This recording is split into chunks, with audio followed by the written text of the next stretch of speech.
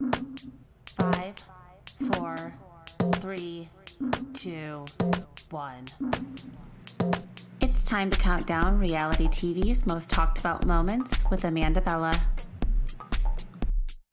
Hey everybody, welcome back to another episode of Bella Talks TV. This is Amanda Bella, and I'm so excited to be back for another week to just basically talk shit with you. As you guys can see, I take this podcast very casually. I'm just here on my couch, chilling in my PJs, and just ready to sit. And basically, I try to treat this kind of like I'm just calling a friend, talking about my favorite shows. So thank you again for being here to go on another wild ride of what's been going on in Bravo and beyond with me. And we have a lot to talk about this week. So I want to get right into a top 5 countdown this week because I'm going to be honest. So we're kind of in this weird week of TV this week where past some of the finales and we're getting into some reunions, and those can always be a really interesting time on Bravo. But we also have some other things, I try to do Bravo and beyond here. So I don't want to just be talking Bravo. I want to get into a little bit about some Love is Blind, and just some other TV that I've been watching and other things that we haven't been talking about as much. So let's get right into it today. So I want to start with my favorite segment, which is the segment of the stuff that no one is talking about. So a couple of shows that I feel like nobody is talking about right now is, and when I say reality TV too, I just feel like that is such a spectrum. There are so many different types of reality TV out there. And I think as Bravo fans, as I'm assuming most of the people that are here listening are here for Bravo content, Bravo just knows how to do reality TV differently. And when you watch other reality shows on other networks, it's almost like it doesn't really even add up or live up to the editing and the producing and even just the visuals of the way that the shows look. It's just a different thing. So when I'm watching The Bachelor, or I'm watching stuff on Lifetime, Married at First Sight, like those are just 2 examples of 2 different networks where it's to me, I feel like it is a little bit more reality. It's not quite with all of the bells and the whistles and the smoke and the mirrors. So you're kind of getting more of like raw, just people's reactions to things that are going on in the show. So it's just a really interesting thing, the way that reality TV has this huge spectrum of basically put it from like the people that are on Lifetime doing the shows like 90 Day Fiancé and even Love After Lockup.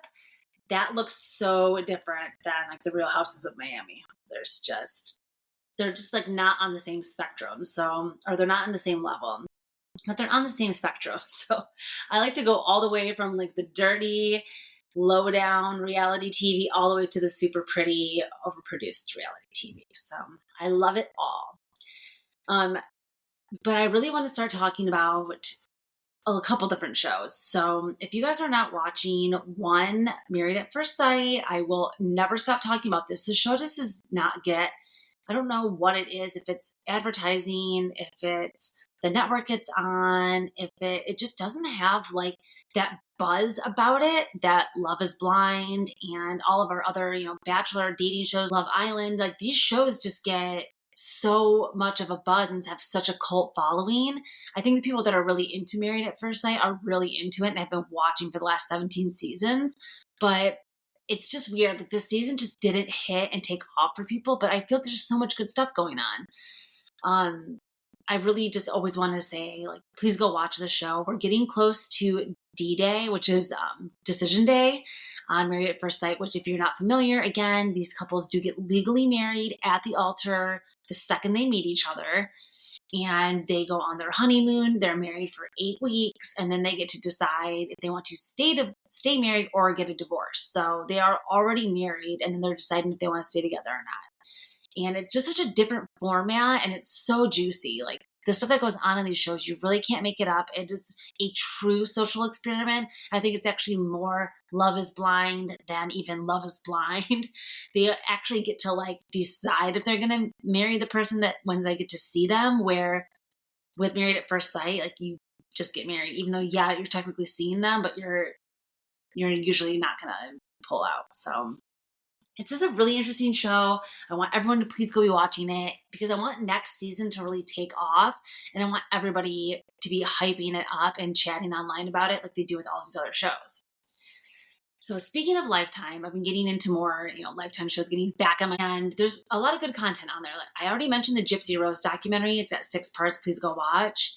And then we also have, of course there's 90 Day Fiancé and all of these like heavy hitters, but there's also a new show, or I should say more like a new season of an old show, but Teresa Caputo, the Long Island medium, and now has her show on TLC originally. I guess it must have got canceled, which I can't believe because she is so phenomenal. And again, a natural for reality TV. I mean, you can tell just by looking at this woman, she was made to be on TV. So adding in her personality, and then again, like this gift. I'm not sure who my audience is out there as far as spirituality and mediums and things like that, but I'm a believer, and I'm a big believer because of Teresa. And I was so sad when her show got canceled.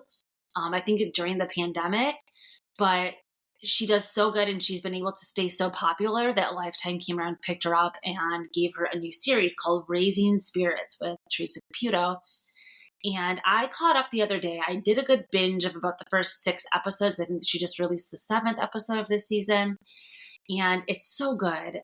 She just really has a way of delivering these messages to people that are from dead people and giving them to their loved ones, and just having that way of like validating them, making them not feel crazy, making them feel like they're healed. And it's a beautiful show. I cry the whole time I'm watching, and no one really talks about it or watches it. And again, I feel so bad. Like I wish I was an advertiser for some of these, and maybe one day I'll manifest that this podcast gets so big that maybe I'll be able to help draw eyes to some of these shows, because there's such good other reality TV out there besides what's going on Bravo, and besides The Bachelor, and besides the Kardashians. Like there's so much more out there. So I feel like all of us podcasters and even the media in general, we just kind of talk about like 10% of what's out there. There's so much good entertainment, so many people out in the world on these shows that have amazing stories to tell. And I just wanted to say, take a moment to go over to Lifetime and watch some of the shows that they have on there, and just kind of get into something a little bit different maybe if you're feeling a little bit of that Bravo burnout, because I know that we can all feel it, especially when we're in this transition right now of we got Real Houses of Miami ending. We just had their finale. We had Real Houses of Beverly Hills ending. Married at First Sight is ending. We're almost to the end of the Real Housewives of Potomac. Of course, then out with the old, in with the new. Then we're ushering in a new season of Below Deck. We're ushering in a new season of Summer House, which I can't wait to talk about a little bit later in the episode. And there's just so much going on. So how do we talk about it all? How do we cover it all? We can't. But I'm going to try to give you a little rundown of everything that's been going on in the past week. So let's just get right into my number 5 of the week.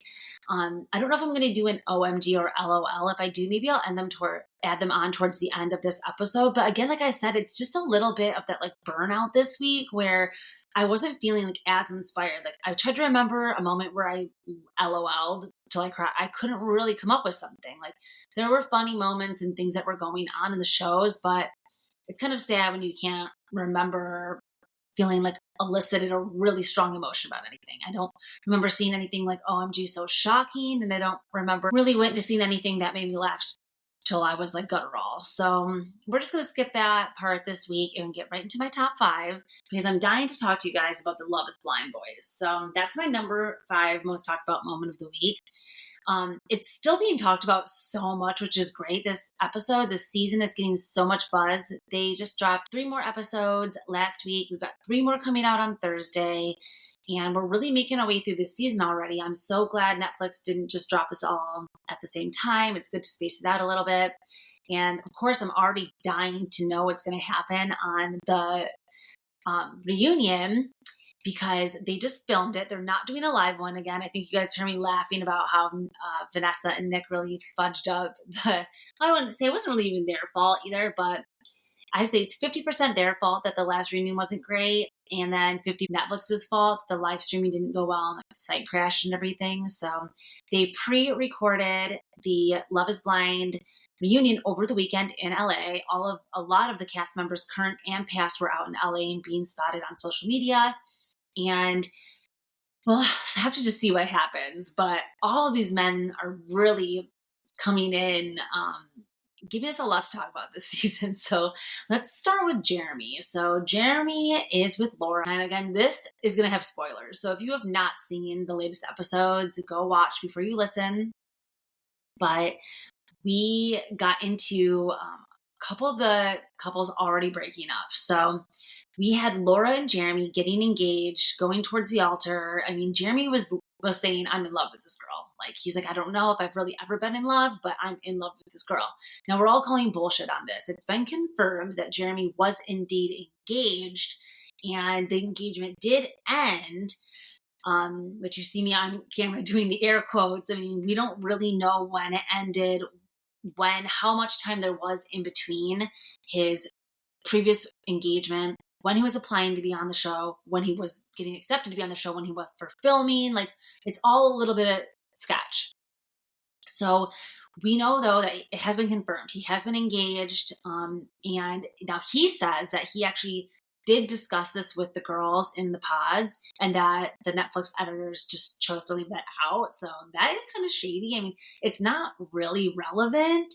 And I do, of course, believe that Netflix wants us to like these people and get invested in them and get really into these stories. So if we're already hearing, I mean, I don't know, it's weird because Chelsea, she was married before, but no, she was really open about her divorce and stuff.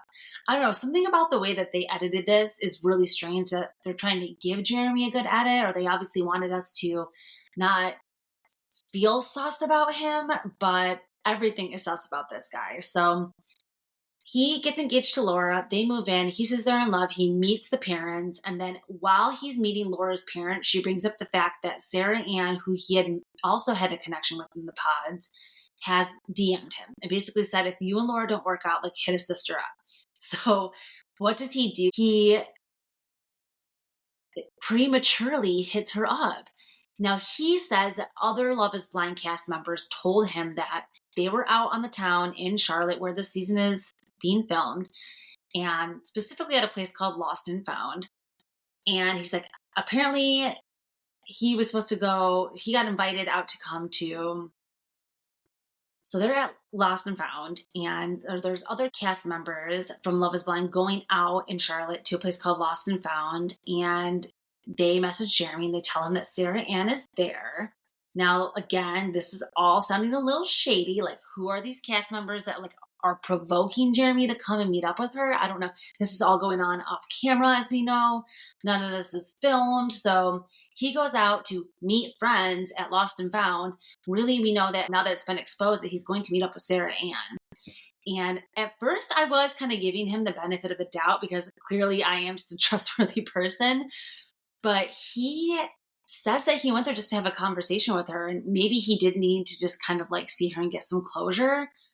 But no, that's not what happened. He gave Laura his location, which is so scary. Like, oh, it gives me flashbacks. As a female, I've been cheated on. I would like to say that I'm part of a majority of women, but I hope that not all women have been cheated on. I hope that there's some women out there that still know what it feels like to not be cheated on. But as a person that's been cheated on, I know what this feels like.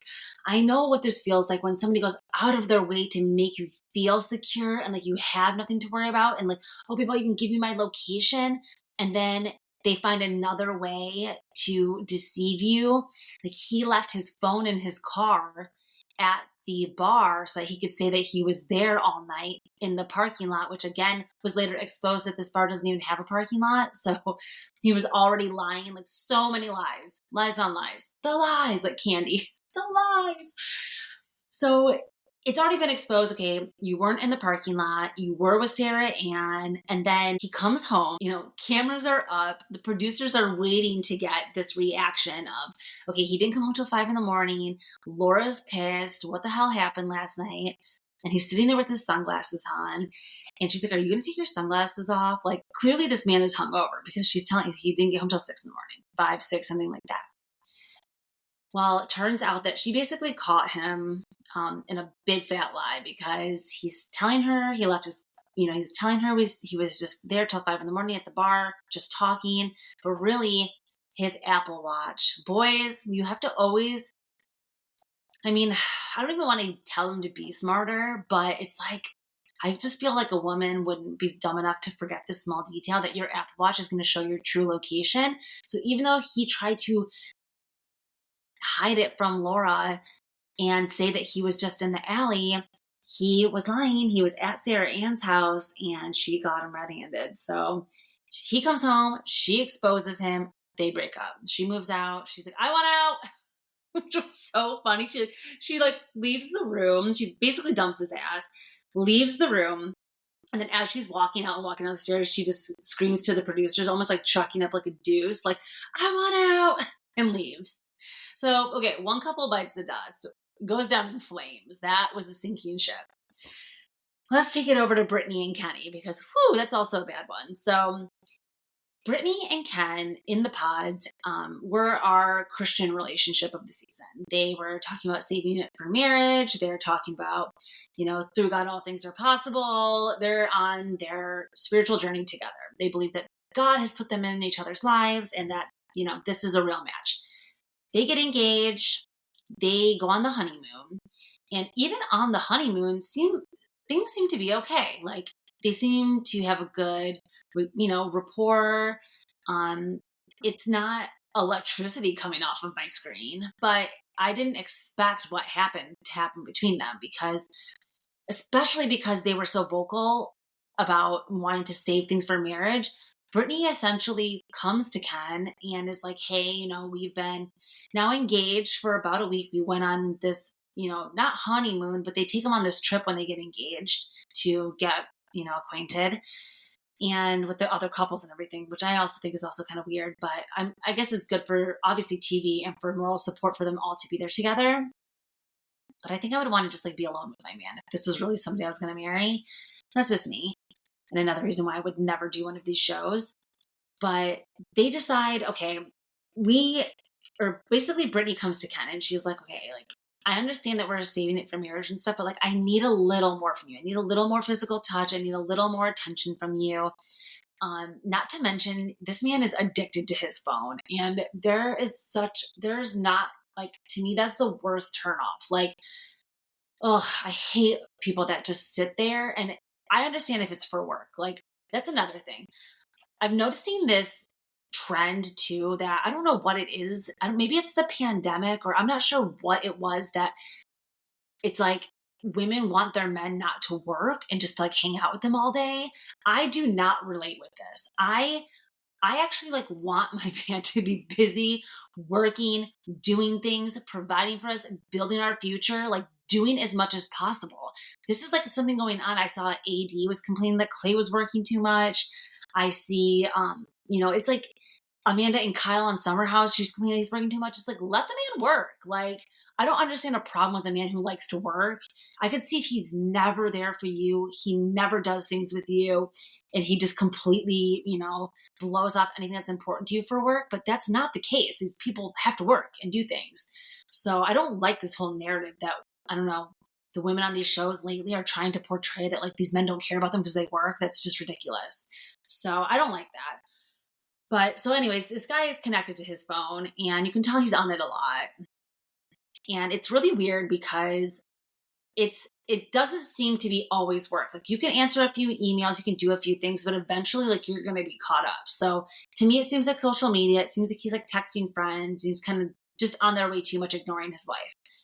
So I'm not sure. I feel like a lot got missed here, or maybe they just had nothing to film, but it was like one day they were home and literally the next day they were breaking up. Like something more must have happened in between. But it sounds like basically Ken had like one long day out too, kind of like Jeremy, where he didn't get home till like 1:30, 2 o'clock in the morning. And Brittany was like, this is sus. I'm not feeling why you were out and why you didn't communicate with me.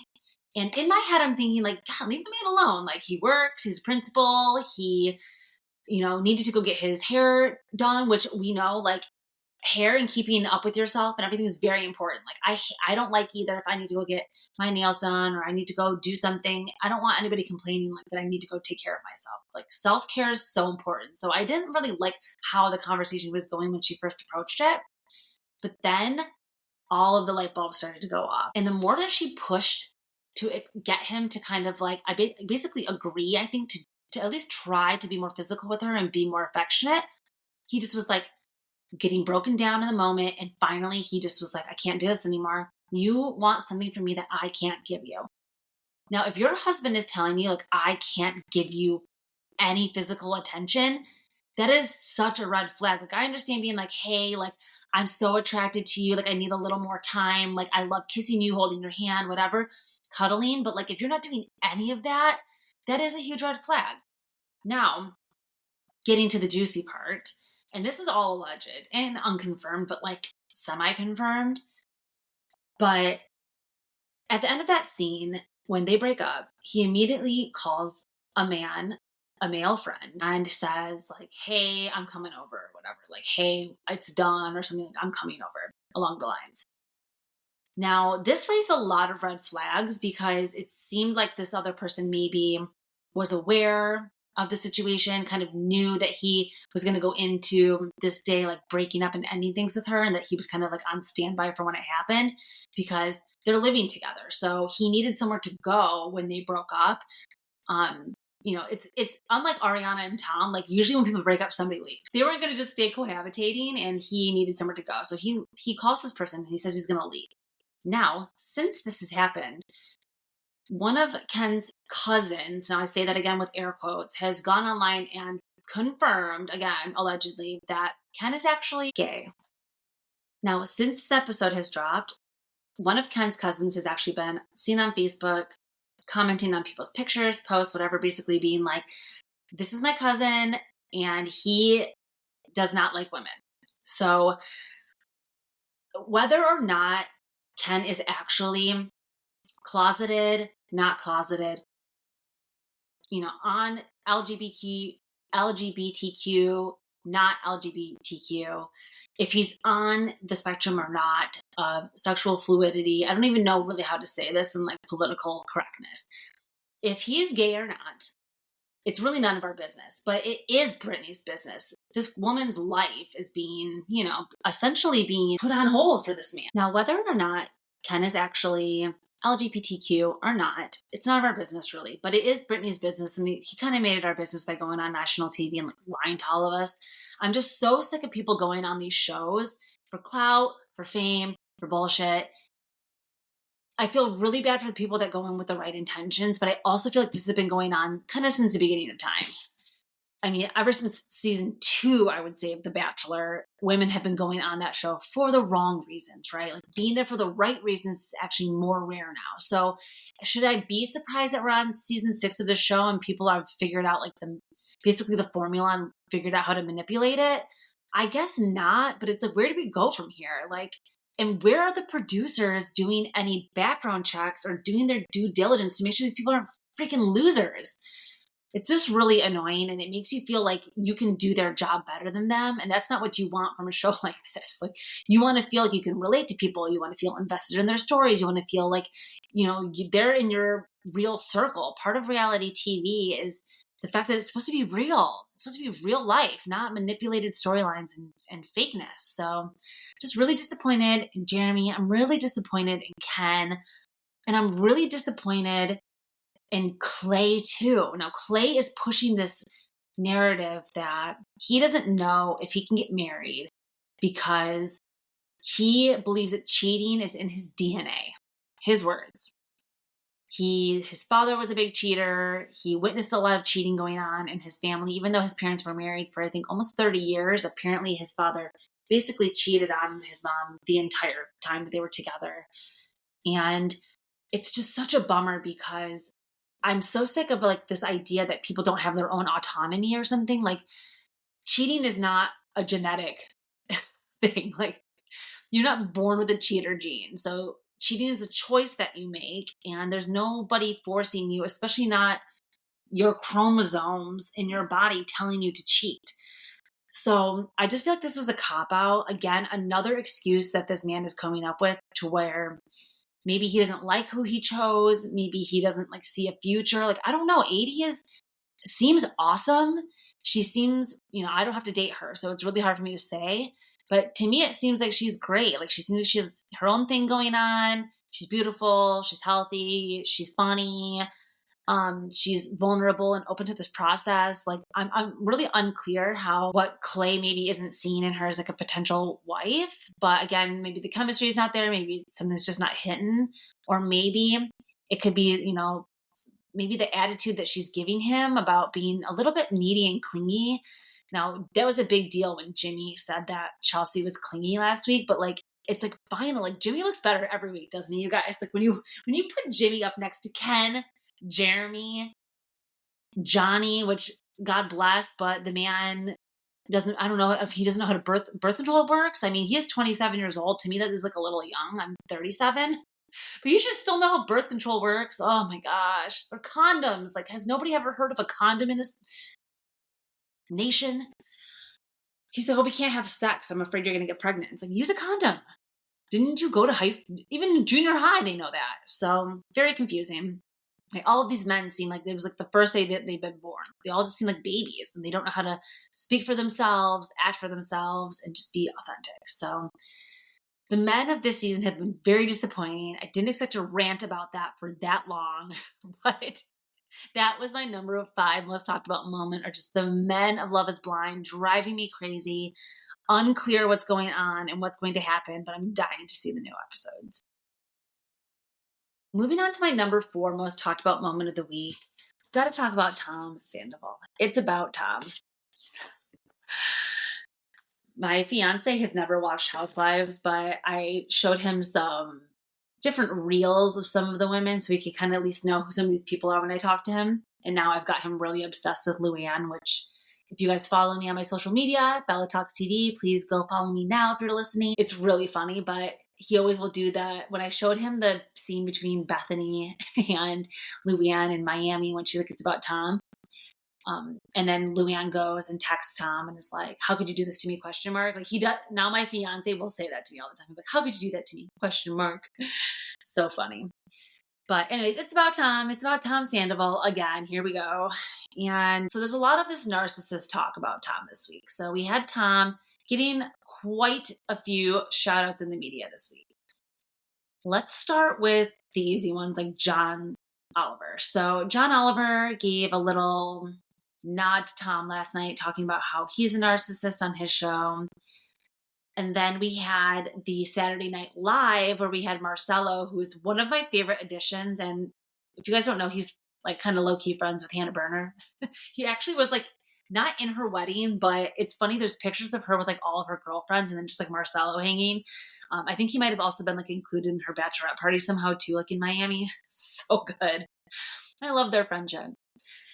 But he gave a little nod to Tom Sandoval also in the Weekend Update this week when he said that Tom Sandoval is a narcissist because he went on there saying that he was playing a frozen embryo. I love Saturday Night Live, but he was playing a frozen embryo, and he said basically like, I don't have a heart and I don't have a brain, because he's an embryo, and he's trying to say like, he's trying to make the point that it's not the same as a baby. Like, trigger warning, I guess I should give everybody, that if you're pro-life, probably not the girl for you here, but he's trying to make the point that an embryo is not the same as a baby. And so he's saying, I don't have a brain and I don't have a heart, kind of like Tom Sandoval. And it was a good zinger. It was really funny, Saturday Night Live. Even Colin was like, what the fuck are you saying? He was like, you watch Vanderpump Rules? Of course he does. We know that Marcelo's a Bravo fan because he's friends with Hannah, but it was just a really funny moment. And obviously, like, Tom is just really in the zeitgeist right now, and everybody's talking about him on all these different shows. But what we're not collectively understanding as a society is that the only way that you can disarm a narcissist is by not giving them any attention. So I have some personal experience. I was in a relationship with a narcissist for 5 years that I lived with. And unfortunately, no matter what I did, no matter what anybody said to him, and I'm talking like including professionals, nobody could get through to him, and everything was everybody else's fault. And he was just truly incapable of being introspective enough and seeing himself in a way where he's able to identify like the problems in his life and realizing what he's done to cause them rather than blaming it on everyone else and just not taking accountability. So because I've been with somebody for that long and I knew that the only way that my relationship would end was by going cold turkey, cut off, like blocked on social media, changed phone numbers, never responded. Like that's the only way that I was able to get this basically bloodsucker like out of my life. You have to cut them off altogether, never speak to them, never talk about them, and pretend that they don't exist. That is the only way that they will eventually shrink and hopefully just. So unfortunately, we're only making things worse by giving Tom the New York Times article and giving him the rope to hang himself. It's just feeding this prophecy, the self-fulfilling prophecy of him. So I just feel like we all have to stop talking about him, but I know it's not going to happen because we're in the thick of this new season. We're on episode 4 of this new Vanderpump Rules season, and they're giving Tom the good edit, and everybody is, it seems like, trying to move forward. It feels like they feel like there's not going to be a show without him. And because of that, he still has the power. If Lala, Sheena, Katie, everybody thinks like, well, without Tom and Ariana, we don't have a show, then it's like, why are we here then? It wasn't called Tom Sandoval. The show wasn't called Tom and the Most Extras. The show's called Vanderpump Rules, and it's about an ensemble group of friends. So the fact that nobody else has their own storylines or things going on to talk about, or that they're just not interesting enough, I just am at a loss for words. Like, why is it all about Tom? Like, why is Tom the end all be all? Why do we need him? It's exhausting, and I'm sick of talking about him, and I'm sick of giving him attention, and I'm just feeling like, where do we go from here? I'm okay almost with the end of Vanderpump Rules. Like, I would rather see the end of it than continue to make it the Tom show. Put it that way. So even though this is Bella Talks TV and that's my number 4 most talked about moment of the week, I still think we should stop talking about Tom. Like, I'm here talking about it. I'm part of the problem. Hi, it's me. But we have to stop. So maybe we can all make a pact, if you're here and you're listening, to not post about him, talk about him, or give him any more attention. And I'm curious to see if, like, in 1 year from now, if this ever dies away, or we're still just going on about Tom. So that was my number 4 most talked about moment of the week. Let's move on over into my number 3. So this one's a little bit hard of another one to talk about because I'm not really sure the political way to talk about this, the politically correct way to talk about these things. And, I'm not professionally trained in this. I'm just, again, here on my couch, like, talking shit into a screen, and hopefully somebody out there is listening, and hopefully they won't take offense to anything that I'm saying because I'm just riffing over here. But we got to talk about Andy and Brandi. So I want to just go on record in saying that I believe everybody. I believe 2 things can be true at the same time. I believe women and their stories. I believe that people can have their own bias going into certain things, and so that can skew their perspective of the events of maybe how things happened based on their own personal experiences, and that you can never really truly know how somebody feels in a moment unless you're the person that's feeling it. So I just want to preface with saying that I do believe Brandi, amongst other people on Bravo, have probably felt uncomfortable at a time or two, within the time that they were on Bravo. So I know Andy makes these comments sometimes. Sometimes I see myself too, like, oh, watch What Happens Live. Like, oh my God, Andy, like, can you please just hold it back a little bit? Like, I think that he is starting to get better about not talking about women's bodies as much, and not having to be like, oh, talk about your boobs, and oh, what work have you had done, and like, ooh, who are you sleeping with? Like, of course, like, now we're living in a different age. Like, when Andy started Watch What Happens Live, those were different times, and it takes a lot, I'm sure, for somebody like that. If that's his natural self and that's just him being genuine and like, that's just how he is, having to really make all those changes to like not just feel that comfortable. Like these are women are like his friends. I'm sure some of them are like family to him. So it's just really hard for him, I'm sure, to think about every single word that comes out of his mouth and like how the person's going to take it, because he's so comfortable. He knows these women on a different level, and it's not a typical boss employee relationship. So do I think Andy said these things? Yes. Do I think Brandi is really reaching here, because I think that she feels like Bravo has turned its back on her, and because they're refusing to release the footage from Morocco, things are just getting really bad over there. It's really he said, she said, them versus that us. Like it's like the line in the sand has been drawn, and a lot of these people that are going against Andy are not coming out successful. So I think Nene tried to sue. That failed. Bethany tried the reality reckoning. That was literally a joke. Like now Brandi's going for it. Like Leah has also got this impending lawsuit out there about her, it's actually using the Disabilities Act, which is insane. But saying that, her mental health is a disability and that they took advantage of that. And, that's an impending lawsuit that's still going on. So it's like all of these things are going on, but nothing has successfully ever been able to be proven, at least in the court of law, that Andy has technically done anything wrong. So I'm very, very reluctant to not back up my man Andy here. Like Daddy Andy has given us all this entire thing. Like, if he gets to a point where it's like the Lord giveth, the Lord taketh away, like, I don't know. I'm scared that if we push Andy too much to a point, like this is all going to be over, you guys. Like we have to really be careful about these things that we're trying to get canceled. And they're so like this, it is beyond Andy. Like think about all of the producers, all of the people on the shows, all of the cast members, all of their families. Like these are a lot of jobs and real people that are involved in this. And I just think it's a little bit bigger than Andy. Like we can't just take the whole ship can't go down with the captain here. Like we need to keep this Bravo boat afloat. So I think everyone needs to just calm down and really think about the things that they're accusing, they're saying, what they're doing. Now, Brandi is not the most like credible source, but also, like I said, I do believe her. I just do think she's really reaching here because she's retaliating. Bravo won't release the footage. She's getting her name dragged. Like she's saying she'll never be able to work again.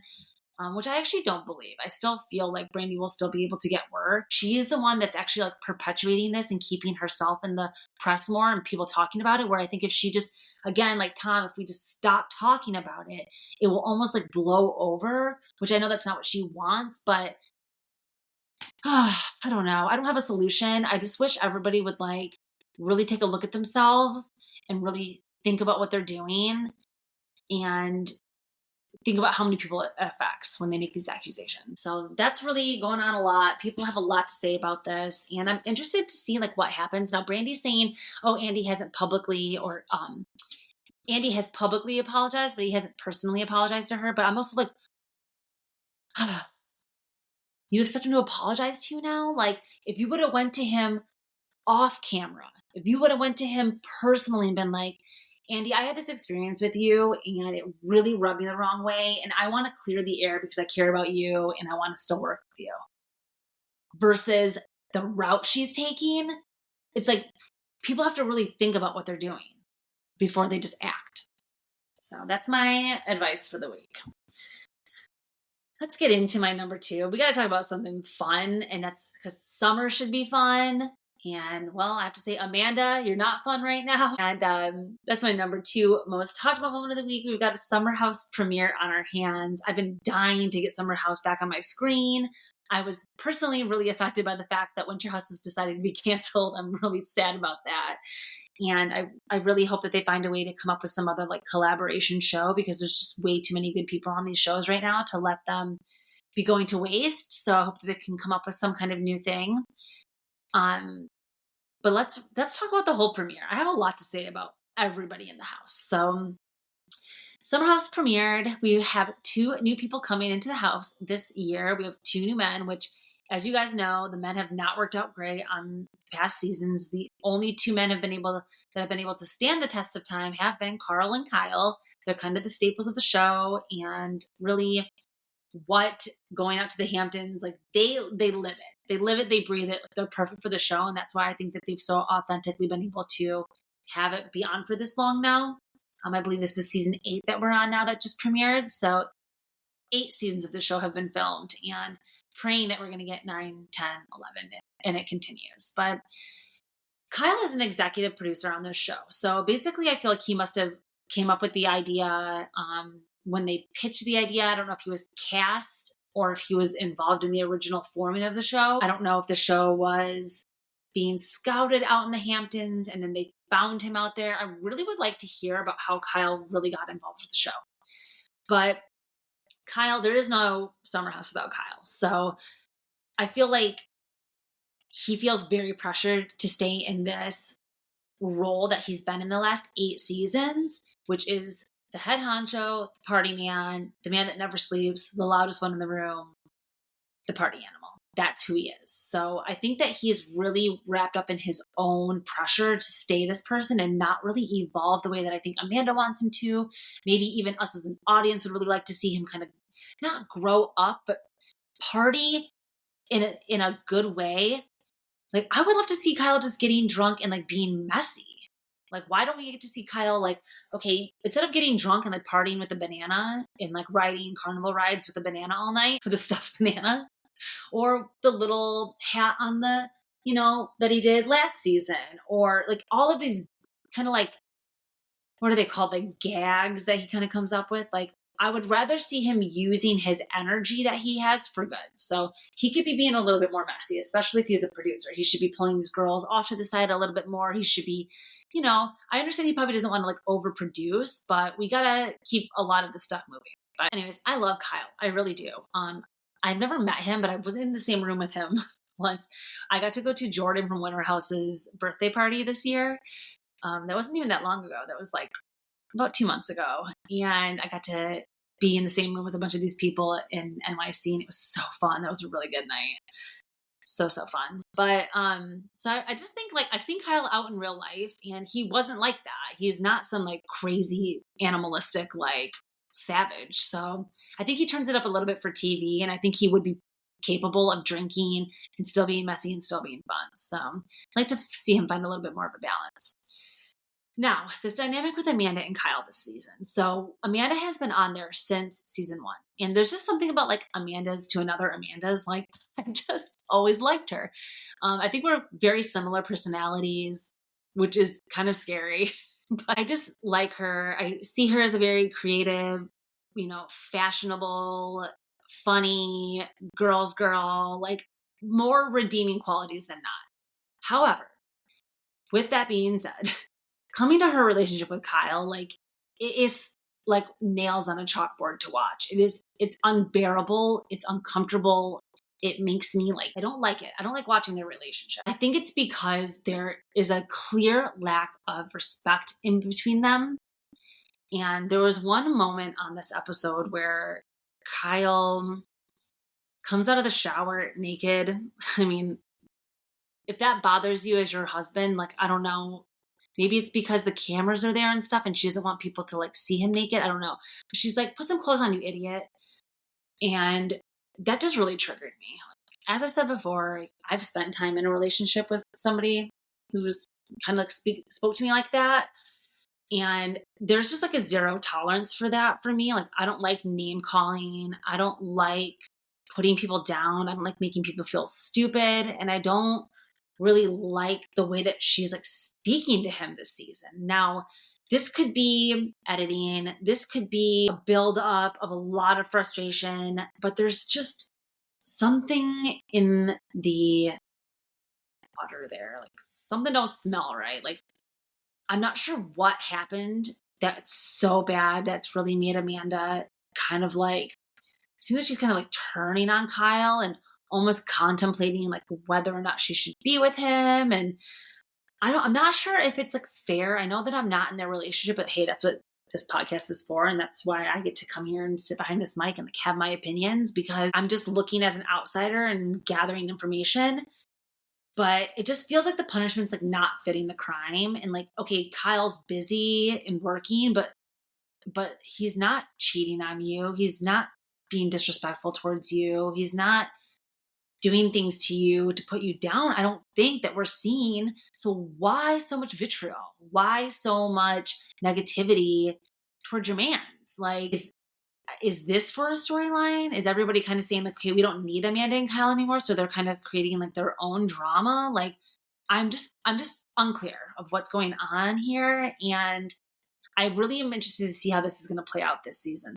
Now, I hope, my wish for them is that it will help them maybe get to a rock bottom where they realize they do want to be together and they are able to change these things about themselves. But I also know that it's not necessarily fair to expect somebody to change when you marry them and you know who they are.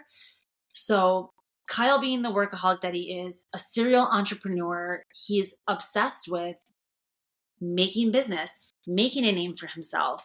And that's how my partner is. And he's gone most of the time and has to travel and do a lot of things. And I don't complain. I find things to fill my time with. I do this podcast because I have the time to do these things. Like, there's things for yourself. Like, you should be doing things for yourself to keep yourself fulfilled and not always need your man around to entertain you, do things with you. I don't know. It's like, it's just feeling imbalanced, and I really want to see them stay together, but I'm just feeling like maybe some of this should have been worked out before. And I also think some of it comes with wisdom. As you get a little bit older in life, I think you start to think like, okay, I'm just not going to tolerate this. I'm too far along in life. Like, look at Katie Maloney and Tom Schwartz. Like, she still married him, married for 5 years. Like, and then they got divorced. Like, I'm not saying, I don't think divorce is like off the table for them. They're saying that having kids and stuff sounds terrifying. Like, that doesn't really sound like they're in a great place to at least build their family and do things. So I see where Amanda's coming from, where she's like, okay, you're never around. And then when you are around, you want to hang out, but I'm busy now. Like, I don't know. Something's just not adding up there. I don't like it. I don't really want to watch it either. It just, it kind of gives me like that feeling of just like tightness in my chest. Like, it's not fun to watch. So I'm kind of sad. It doesn't seem like summer's going to be that fun this year. We have all this stuff with Carl and Lindsay, which we haven't even gotten into yet. Really funny how Gabby is back.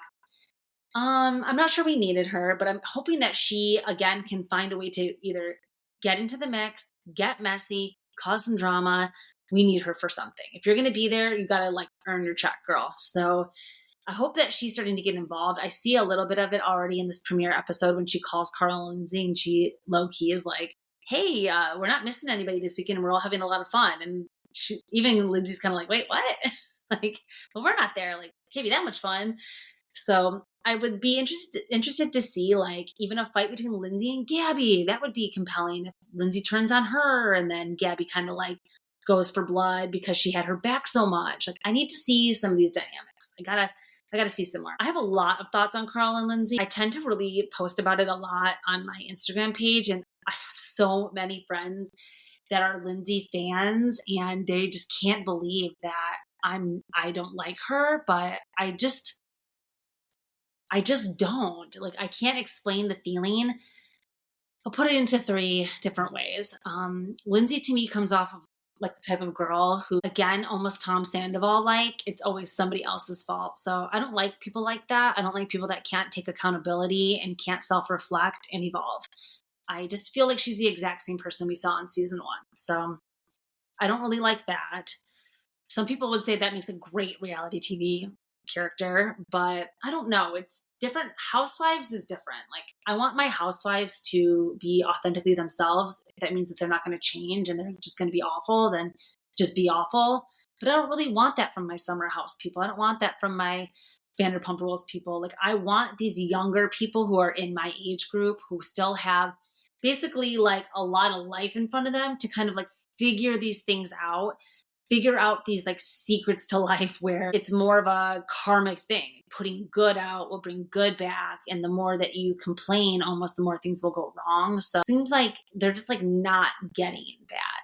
And it's just negativity. And I don't like necessarily everything to be so negative all the time. Everybody says like, oh, that would be so boring if everybody was just getting along all the time. But I don't think so. I think there's just different dynamics than fighting. So it's not always about there being drama. So yeah, Carl and Lindsay, I'm happy they're not together, and I'm excited to see this play out. And then we have Craig and Paige. So they seem they're kind of coming into this season in a comfortable space. I really like how Paige has been very vocal lately about how like, I'm not going to let you guys pressure me. I'm not going to let everybody tell me that I need to get engaged, move, whatever. I'm doing my own thing. I'm living my life, and I don't care what you guys say. Respect. I wish everybody thought that way. I wish everybody could just say that. But unfortunately, I think a lot of these people on these shows play into what the fans want to see, play into what the producers want them to do. Like, they're not really doing what they would normally do in a situation. And that's just coming off fake, and it's coming off for the cameras. So I feel like Paige is actually being so real, so authentic, and really sticking to her gut. And that is actually refreshing to see on my screen. So thinking Paige is going to have a good season. And so who else do we have on Summer House? We talked about a little bit about Gabby. Okay, we have the two new guys. We have West Wilson and we have Jesse Solomon. So I'm excited for Jesse to come in. He's a boy from Chicago. And, you know, I love my Chicago people. Shout out 312. And I'm happy to see a little bit of a different vibe come in to the city for the weekend. So we've got the tall guy coming in. Now, I like that I'm not one of these girls. So I, again, personally, have never been somebody who's just been in really to anybody just for their looks, but also for their tallness. I've dated, you know, men of all different heights and sizes and shapes and colors. So I'm not somebody who's like, oh my God, 6 foot or above. Like, I don't like girls like that. Like, if you're listening, you are one of those girls, like, drop it, drop the act. You're not perfect. You're not some perfect height. You're not some perfect body. How would you like if somebody came up to you and was like, oh, I'm sorry, I don't like girls that look like you or whatever. It's like, come on. Like, I just feel like, again, you have to put out what you want back. And that's like the golden rule. So if you're not able to at least get the one golden rule of life down, I feel like you're helpless. And I don't really like people that operate in that plane of thinking of like, there's no gray area. It's this or that. This is what I like. This is what I don't like. And I don't like people that expect something from others that they don't give themselves. That's just called hypocrisy, I think. And I just don't think anybody would appreciate anybody else judging somebody on their looks. So you can't help how tall you are. And I feel like everybody's supposed to be given a fair chance in life. I'm so over this like tall guy narrative. Ugh. It's like, move on. We need a new shtick, ladies. Something new. Love a short king. So let's go over to West then. So West comes in. He actually has a personality. He has a pulse. This is great. We're already on the up for some new men in the house. They seem like they have things to do. Like Sierra said, he's very inquisitive. He's taking an interest in the women and getting to know everybody. Already, he's off to a better start than the last 5 men who've tried out to be on this show. So we love West. But again, I have to say, like, I'm just unsure why Sierra is there.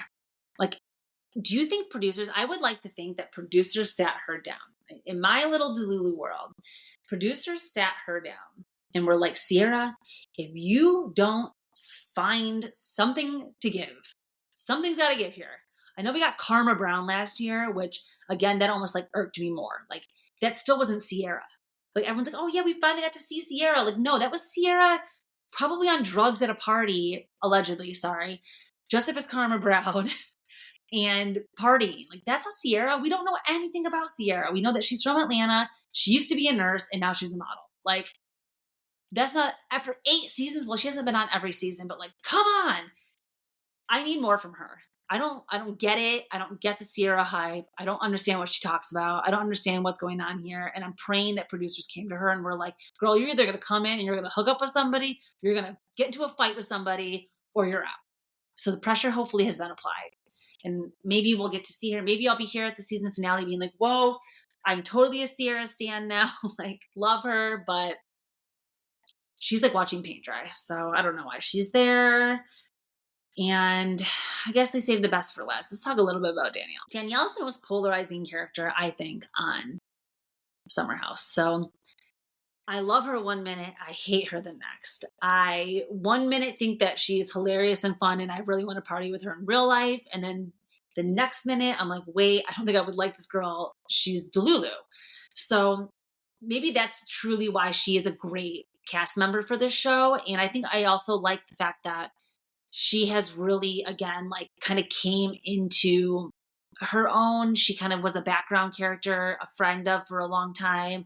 And then she really found her way to kind of break into this like main character energy.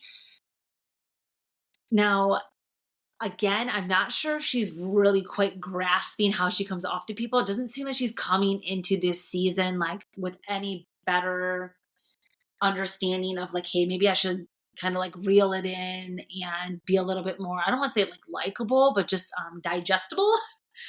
And she just seems like she's also going to be like totally nuts this season is what I'm trying to say. Like, I'm curious to see what's going to happen. I'm a little bit sad that she already has, I think she took Lindsay back a little bit too easy. I would have liked to actually see that kind of get extended into this season a little bit more of their drama. Not necessarily as bad as it was last season, but I would have liked to see her pushing back a little bit more and then also like celebrating them, maybe breaking up a little bit more. But I guess if they're friends now, she wouldn't really be happy. I don't know. It's a weird situation, but I guess I just want to see how this all plays out with her. I just think that this whole situation where she was dating Joe Bradley like really threw me for a loop.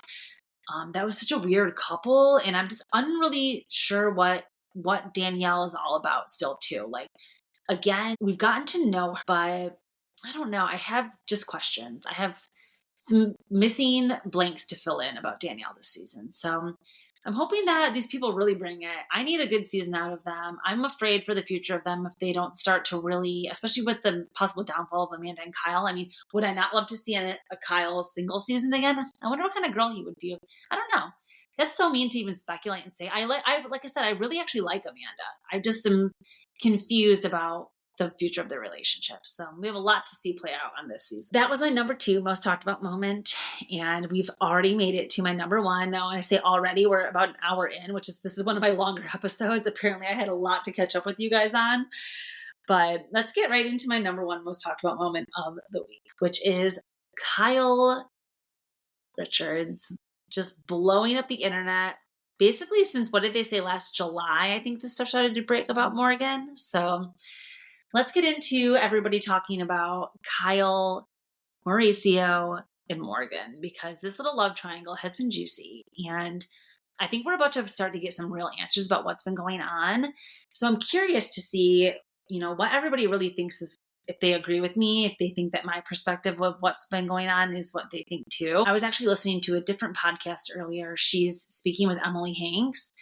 And I have the total opposite opinions as her. It's really funny. I even have friends too reach out to me on Instagram sometimes and be like, oh my God, girl, like I love you, but I do not agree with you. And I'm like, that's what makes the world go round. That's okay. And it's about respectfully telling people like, I disagree and I still want to be your friend. So I disagree with some things, but I still want to be everybody's friend. I'm not out here to make enemies. I'm just here to, give my opinions and also be cool, not all uncool. So my personal opinion with what's going on with Kyle and Mauricio, there's a lot of stuff out in the zeitgeist. So I believe Kyle and Mauricio probably decided to separate over some other reasons a while ago. Like, I would have to go back and watch season 12 of Beverly Hills, but I think that they've been having problems for a while. And we all know that Mauricio has been in the tabloids for years, with cheating speculations. So I actually do believe Kyle has been cheated on at some point. I think Mo probably a DM, a flirty touch, a late night at the office, a work travel trip, something along the lines over 27 years. cross the line. I do think at some point the trust was broken. Now, as we all know in relationships, like once the trust has been broken once, like it's never fully back. So I think whenever this happened, whether it was 1 year ago, 2 years ago, 5 years ago, 10 years ago, whenever the initial crack in the relationship started, there was always in the back of Kyle's head, like, okay, this person is not the perfect man that I thought I was marrying. He's not the perfect husband, the perfect father, all of these things. But she's from Beverly Hills, which we all know is, kind of like the fakest place in the land. So she's not going to just come out and be like, okay, I got cheated on, but I'm staying with my man. So she's had to basically put on a happy face and cover up and protect her family. And, she's got young, Portia's only 15. So the girls were young for a while, all this stuff. I do think that something happened at some point. She's been covering up for the family, protecting the family this whole time and been building resentment over years. Something happened. Kyle's been building it up, and then eventually I think another thing happened. Now, I don't, again, think it was necessarily cheating. I think that this is all alleged, but there's a lawsuit that's been floating out there with Mauricio about the sale of a home that he fraudulently did.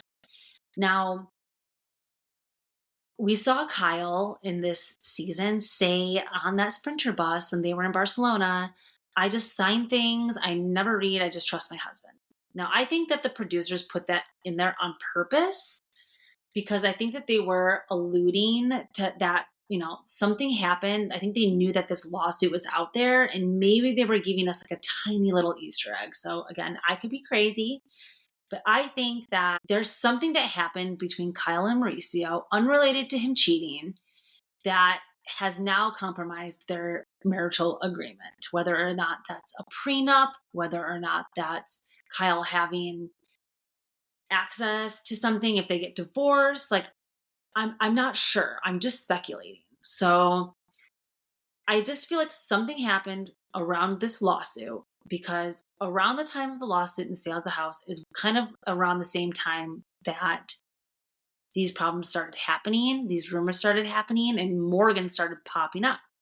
This was all simultaneous. So, of course, the lawsuit's not as big of news because we don't talk about that stuff quite as much. I mean, Erica, what happened with Erica and what happened with Jen Shaw, like those were huge, lightning in a bottle moments. But these tiny little lawsuits, like housewives sue and get sued all the time. So it's not like, Mauricio being in some kind of a lawsuit is going to like make it onto the show or whatever, especially when it is a lawsuit, you can't usually talk about these things. So it was just kind of a weird situation, I'm sure.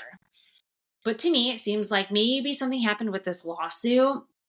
And I think in this confessional that Kyle just had in the season finale, where she says like something happened where the trust was just broken that I could never get back.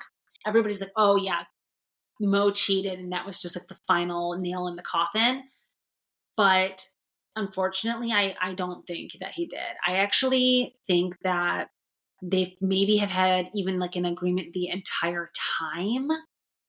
And maybe their relationship has been, I don't want to say open, but, there's been something. I have only been, I can only speak for myself again in this in this world, in my perspectives of how the world works.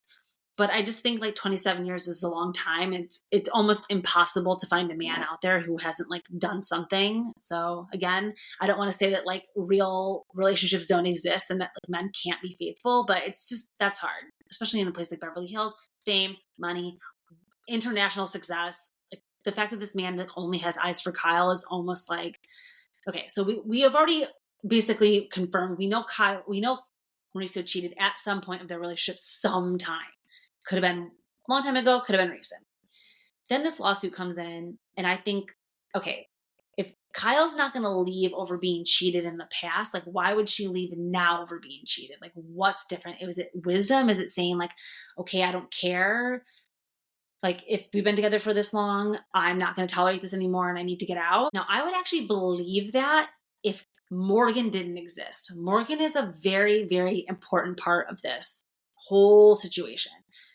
If Kyle was divorcing Maurice, separating from him, leaving him, and going out because he cheated, and she was being like, even she doesn't even have to say he cheated. She could have done this whole season the way she did it without Morgan even being a part of it.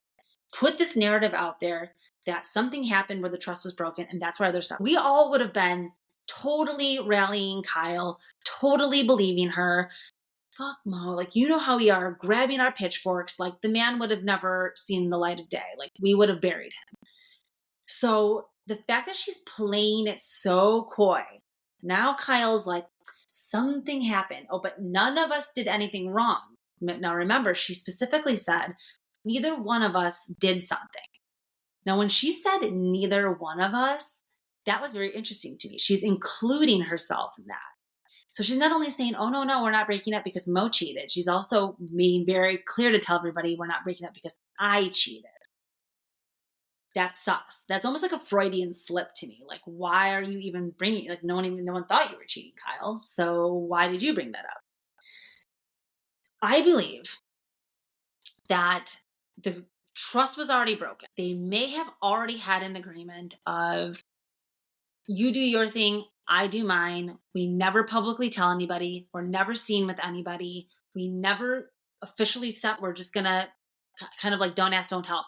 Now, again, she said in her thing, like, do I seem like the type of girl who would be okay with don't ask, don't tell? I can personally tell you that I know a lot of women who say that they would never tolerate that, and they do. So it's okay. There's no shame there. It's just false to say that you would never like participate in something like that, because it's almost like never say never. Like, I just don't think that after that long of being married and stuff, like, that you just really believe. I don't know. I just don't believe it. I just smell bullshit. So I believe there was already, the foundation was cracked. Then this lawsuit comes in. Now, I'm not allegedly by Bravo. I'm not, so there's so many good other influencers and podcasts and creators out there who actually really do know the legal terms and what's going on with these lawsuits. I didn't even read to know. All I know is it had something to do with the sale of the house. And I believe that there is a rumor out there, allegedly, that the fraudulent sale of this house that Mauricio is being sold over had a forged Kyle's signature. So when Kyle's saying that the trust wasn't broken, I think that Mauricio did a shady business deal, included Kyle. And when Kyle realized that she can't trust him like that, and that he's constantly out doing deals and things, I think that was when she realized, like, I need to basically protect myself and my family and start drumming up a divorce, a la Erica Jane. When Erica and Tom started going through all of this stuff, kind of one of the first things that she did was almost be like, I don't know this man. I've never signed anything. I don't know what's going on. So it's so quick. But if you remember, her and Tom were perfect before that. They never had a problem in their marriage. So kind of like Kyle and Mauricio, everything was perfect. Everything's perfect. We're the ideal couple. How so quickly? I think that it's a concrete thing that we will never know and probably never find the truth to. But I think that has something to do with not cheating, basically is what I'm saying. I think something happened with Kyle and Mauricio that was not him cheating, that did break their trust, that did realize that Kyle's entire life basically could be over. She could lose everything just like Erica. She's seeing Erica. She's going, oh, hell no. I am not living in a casita in a pool house somewhere. I need to basically start building my case now against Mo. Now, again, we have a whole other layer of this, which is Morgan. Enter Morgan Wade. So while this is all going on, I think it probably did start to make Kyle spiral. Okay, now she's seen the dissolution of this 27-year marriage that everybody thought was perfect. And, midlife crisis or not, it is natural for you to kind of start questioning everything and start looking for companionship, start looking for, support in different places. And again, we have to talk about how she lost her best friend, Lorraine. Now, one of the last things that Lorraine said to Kyle before taking her life was to honor her marriage and to never fault on that. Now I'm unsure again. Like, I'm not really like a sleuth. Like, I don't dig up stuff on people. So I never looked into Lorene. I don't even know if she was married. If anything happened in her marriage that maybe would have caused her to take her life. Like, I'm not sure if those things were related, but it's clear that something happened, within Lorene's world. And the fact that Mo didn't go to Lorene's event, her celebration of life event, but it just seems like there's like a lot going on in Kyle's life and all these little like interpersonal relationships, and everything going on at once could cause you to make some serious life changes. So I'm really unsure how she was going to start to deal with this. Now, where she met Morgan, apparently she met Morgan online and stalked her, came to one of her shows, because she was famous, was able to get backstage and meet her, and they had instant chemistry. Now, I do believe, I can tell just by looking at them, they're doing it.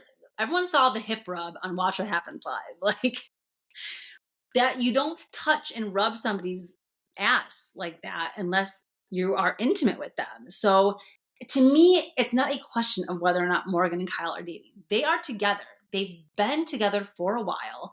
And I think that this has been a long lead up, a long tease, and almost buying time for Kyle before, they totally go and just blow up everything. Because I think, you can't really put the pieces back together. Like, once the glass is broken, you can glue it back together, but like, it's always going to have the cracks. So I'm curious to see really how all this is going to end. Now, we know in the Beverly Hills reunion that Kathy comes.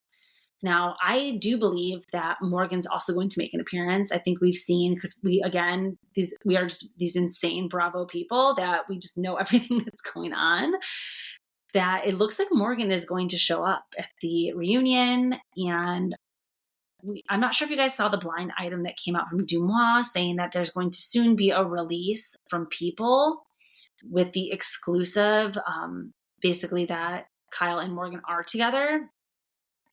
So I think all of these little things are adding up, right? In the season finale, when they pick up cameras, because the People magazine article was dropped that Kyle and Mauricio had separated, and then Kyle later denied it and said that they weren't, and no one knows who leaked this. Like, we all know that People is the number one most reputable celebrity news magazine. They do not post anything that has not been verified. I believe that this was verified. I believe that Kyle put the story out there. I believe that she did it on purpose. And I also believe that it was in cahoots with Bravo for ratings. I think that they saw Sandoval.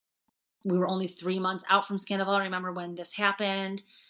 And I think that they saw an opportunity here. We know that Dave Quinn is the official Housewives correspondent for People.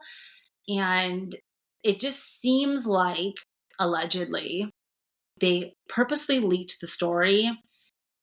And then any other time, any other news outlet, if you are going to basically say like, oh, this isn't true, this whole story is fake that they published, they would rebuttal and basically be like, no, these are the sources that we use.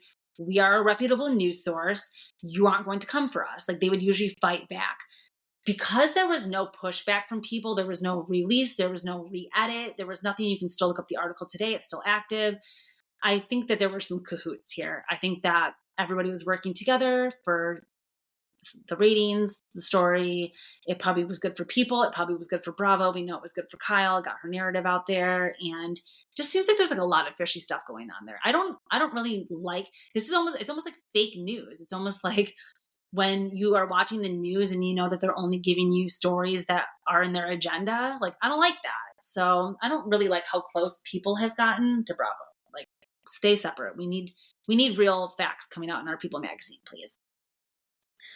So yeah, that's my whole theory. I think we all are good, and I just have to wait and see what happened. A lot of people are saying that Dorit is the reason. I think Dorit had absolutely nothing to do with this. Again, I would love to be wrong. Show me that I'm wrong. I don't see, there's no proof online. Everyone's like, oh, it's Dorit.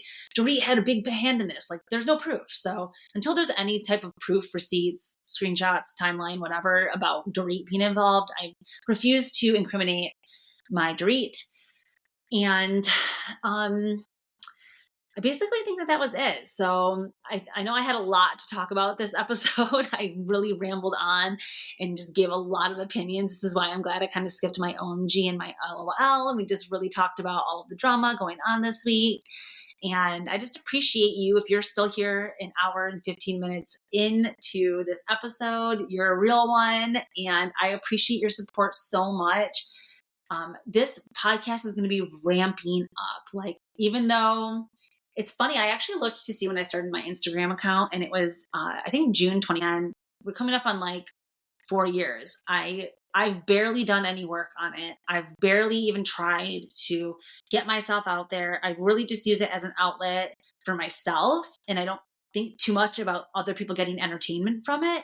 But I'm starting to shift my perspective, and I'm going to be doing so much more with this podcast, with my Instagram, and with creating content. So just please stay tuned, stick with me.